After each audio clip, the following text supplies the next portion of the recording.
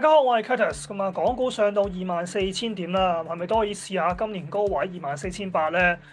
同時新股市場都翻生啦，有成150間公司排隊上市㗎。港交所係咪有運行呢？仲有近來強勢嘅生物科技股應該點揀呢？我哋逐一同大家分析下。先嚟睇下個大市啦，港股咧上市24,000嘅水平啦。經濟數據或者啲業績咧就未有咩實質嘅配合，主要咧由短期嘅樂觀情緒推動㗎，靠啲消息憧憬啦，包括中美繼續個貿易會談啊，以及咧憧憬中國內地會再降準等等。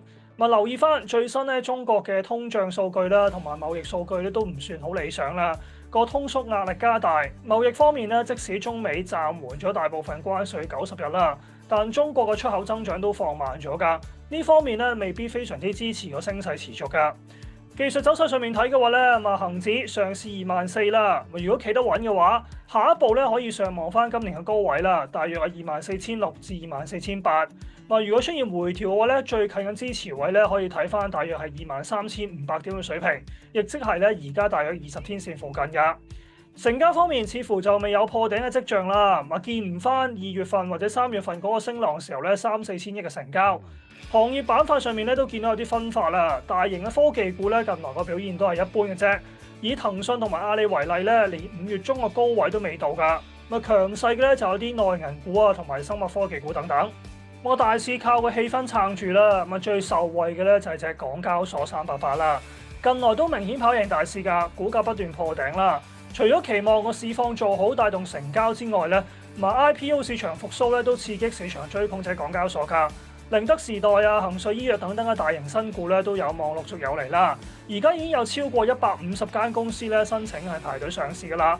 尤其是一啲大型 A 股咧對交投嘅幫助會比較大。市場亦都憧憬咧有啲大型嘅中概股可能回歸㗎。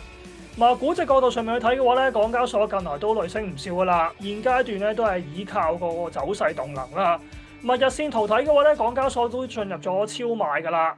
如果睇翻長少少周線圖嘅話咧，400蚊係明顯一個分界線啦。400蚊以上就係2021年同埋去到2022年咧一個長期嘅高位密集區嚟㗎，都會有啲獲利嘅壓力。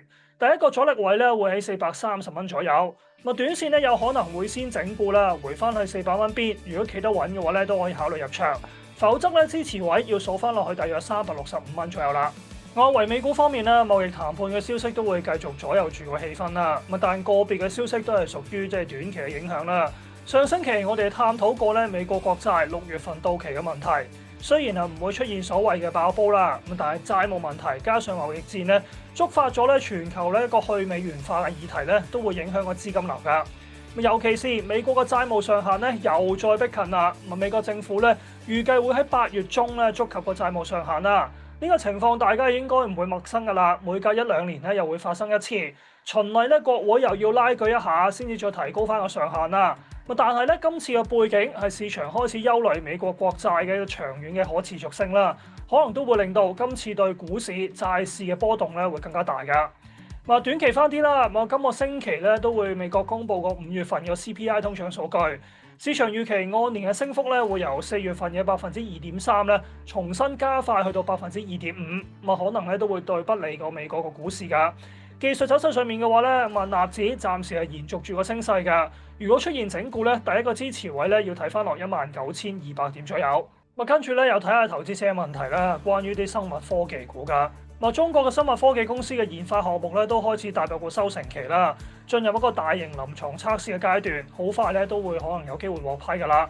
令到近來啲生物科技股咧個走勢都唔錯。中國內地本身就有好大優勢㗎，包括人口基數大啦、病例多啦、成本低等等，令到創新藥嘅發展非常快。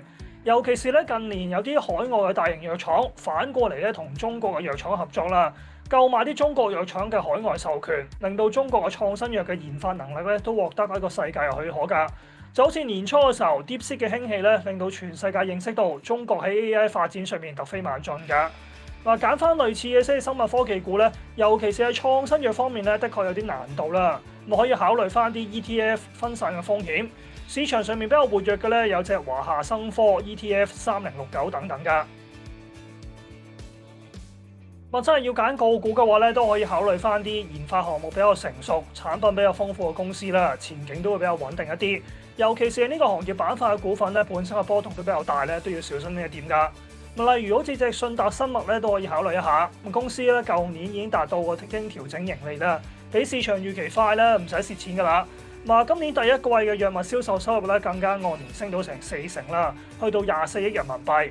預計去到2027年咧，會去到全年200億㗎。公司旗下有15款咧已經商業化嘅產品推出咗市場啦。今年預計咧會再批出5款㗎。留意個股價嘅走勢咧，近來個表現的確都比較強啦，但都開始超賣㗎啦。可以等回到大約70至73蚊左右企穩嘅話咧，再考慮入場㗎。最後簡單申報翻啦，本人係證監會持牌人士，並冇持有上述嘅股份。我哋遲啲再見。